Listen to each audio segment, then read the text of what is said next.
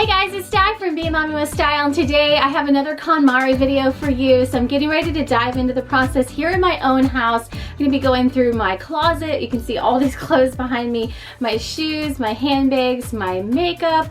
Luckily, I have not brought in a lot of extra books, so I don't really need to do those again, although I'll just kind of peruse my office. But I'm also going to be doing office organization as well, and probably tackle some areas like my pantry. But today I wanted to talk about the KonMari process specifically because I've started thinking about it and trying to get my brain back in that mode. And if you haven't read the book, I will link some of my previous videos where I talk more about what it is and what that process is down below. But essentially, I read the book a number of years ago, and I believe there's even some follow-up books now. So you go through each item one by one and you really try to think about it in a number of terms. You think about it in terms of how functional it is, what purpose it serves in your life, how it makes you feel, whether you get that joyful feeling when you are around it, and then just think about its kind of forward purpose as well. And so when you start to think about things like actual items in those terms, it starts to become clearer for a lot of items whether or not it's something that should be taking up space in your home. Because although we don't really, I think about these types of things as Americans, because a lot of times we kind of live in bigger square footage homes than other cultures and have closets where you can fit more stuff in. But really every single item that you bring into your house, it's taking up real estate, it's taking up space, and that translates into taking up some of your emotional space as well. So when you have to sift through a number of cardigans to figure out which one you're going to wear, it takes up your time, your emotional space, and that sort of thing. So when you start to be more intentional, and I've seen this happen in my own life, it really is helpful in parsing down some of those decisions and just being more intentional about the way you're living. So I'm excited to dive into this process again, but I wanted to talk a little bit about what it means to spark joy and how I know something sparks joy. And there are some items that are tougher than others. She specifically says in her book, keep sentimental items to last, to save those to the very end, because those are, for a lot of people, the absolute hardest items to figure out what stays and what goes. And I'm kind of that way with pictures. I have a lot of older pictures that I don't really know what I'm going to do with them, but I have kept them around because if I get rid of them, then I don't have them anymore. But I haven't really made the time to make them all digital, and I don't know where I would put them even if I did. So that may be something that I tackle on this round of figuring out what to do with a lot of those pictures that made it through the last rounds. But as far as home accessories and personal accessories go, I feel like it's a little bit more straightforward, because immediately, if anything is worn, you know, I have some items we're going to be going through that they were favorites. They did spark joy. They made it through past rounds. But they're starting to look a little worn. If it's got holes in it, it's just in a little bit of disrepair and it's not repairable, it's probably time to just completely get rid of it. When you get into the items that are just no longer sparking joy, but they're in perfectly good condition, then I end up donating a lot of those. I have some really good resources around me that go to benefit pets that need homes in our area, so I really love donating to them because I know that the items that they put in their thrift stores that they sell is going to go directly to the care of these animals that they have in their shelters, and then it helps these animals get adopted. And it's where we adopted Penguin from as well. So that's where I choose to donate from, or donate our items to. But you can, you know, look around in your area and find the best fit place for you to donate things. But when I'm looking at my different items, and you'll probably hear me talk about this in the videos that are upcoming as I'm going through things, I'm going to think about them and their functionality purposes, like what purpose do they serve, and then also, you know, how does it serve my life? Is it doing something for me functionally? So like, for instance, this Lands End fleece. I just got this. I didn't have a fleece that was anything like this. I needed this kind of like in-between weight, like not quite a coat, but it's starting to get a little bit colder here in Alabama type of item. And so I just purchased this, but I was really intentional about it because it was something that I needed. This is something that's not particularly dressy. I wouldn't necessarily wear it to work, but I could if I needed to, because it's just a dark nondescript color. And it's something I really got more for running out to grab the mail when I'm around the house, you know, going out to take the trash can out. I didn't have anything that really fulfilled that purpose. Walking the dog.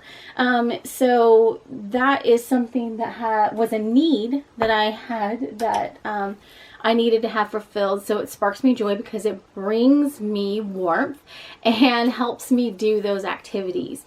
So this is kind of a more abstract one, but I really love Alex and Ani bracelets. I like the way that they look. I like the way that they jingle. I know they drive some people nuts in videos. But for me, I really love Disney ones. I have a number of Harry Potter ones. And for the fandom side of me, it really sparks joy to have this little item on me that I know speaks to my fandom and supports my fandom. And it's just kind of a fun, happy when I look down and see it. But it's not like I'm like running around wearing Mickey on my shirt. So I can wear these to work. You know, I can wear them in a more professional environment. They just look like a piece of jewelry. But it brings me a little bit of joy to have Cinderella Castle on my bracelet. So these and Pandora are two types of jewelry that I wear because they bring me joy. So that's an example there. As far as clothing goes, I use this as an example in one of my other videos. I really love this cardigan. It's an animal print. It's really fun to wear. It's kind of neutral tone, and it goes with kind of my mom uniform, as you can see that I wear a lot. I wear like a cardigan with a long necklace and these Old Navy tank tops. I love them, and I've really gotten a lot of mileage out of these Kendra Scott necklaces. So joy is not just that you like something, it's that you can actually use it, that it has purpose, and that it brings you that joyful feeling. And I definitely get that when I have these types of clothing items that are very easy to wear and fit into my life really well. This is a really unique, joyful item. I actually just got these for Christmas. My best friend in Michigan sent these to me, and so I was very excited to get them because these are going to be sparking a lot of joy around my house because we are home all the time. So especially in the evenings, I'm wearing these fuzzy flip-flops a lot, and these are like my go-to footwear items. Would this be something that would normally be my go-to footwear item? Probably not normal, but this is not a usual situation that we're all in. So right now, this is something that's going to be sparking a lot of joy. I'm going to be able to get a lot of use out of it. And I really love these like just kind of fuzzy flip-flops. They're amazing. And it's got the soles on it. So if I needed to run out and, you know, do anything where I needed to go in the garage and get something or whatever on a concrete floor, it's got an actual sole on it. So that's really neat. So that's another like interesting idea, is that different items spark joy at different points in your life. So what worked for me and what sparked joy for me 4 years ago when I did KonMari may be completely different, will be completely different than what's going to spark joy on this most recent round. Because when I did KonMari the original time, we lived in Illinois. It was a completely different environment. I had young children. I had an infant and a toddler, so I was in a completely different stage of life. I was a lot younger. I've gotten a lot older since then, and so things change as your lifestyle change and as you kind of evolve through life. Your needs do too, and so what sparks joy will change as well. So I do think this is something that you have to check in and do either every year or every other year, or like for us there for a while we had a big move about every 2 years, so every time I was moving I was kind of checking in and doing it. We moved down here, it took us a while to get settled, like I said, or it took me a while to get settled. I think my husband got settled pretty straight away. He's like good to go, but it took me a while to get settled. So now that I feel like I'm more settled, I feel like I can dive into this and really kind of step into that next phase. So I'll be taking you along on this kind of reset for 2021. A number of organization videos here in my closet. We'll be going through clothes, we'll be going through shoes, we'll be going through jewelry, we'll be going through makeup, in my vanity area, perfume, all those sorts of things. My handbags will be a separate topic, and then also my office, I'm planning on organizing a little bit too. So all of those different areas, and then I will go over into places like the kitchen and look at what's in there, make sure everything's intentional and functional in there.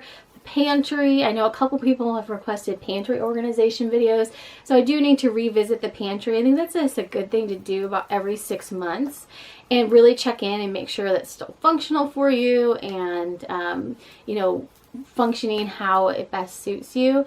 So we'll be looking at that too. And I'm also planning on redoing some furniture in our living room, just making it more conducive to us being at home all the time. So I will take you along for all of that. That's my plan for 2021. Definitely let me know if you have any video requests along the way, and I'm looking forward to sharing our journey with you as we go. So thanks for watching today, and have a great day.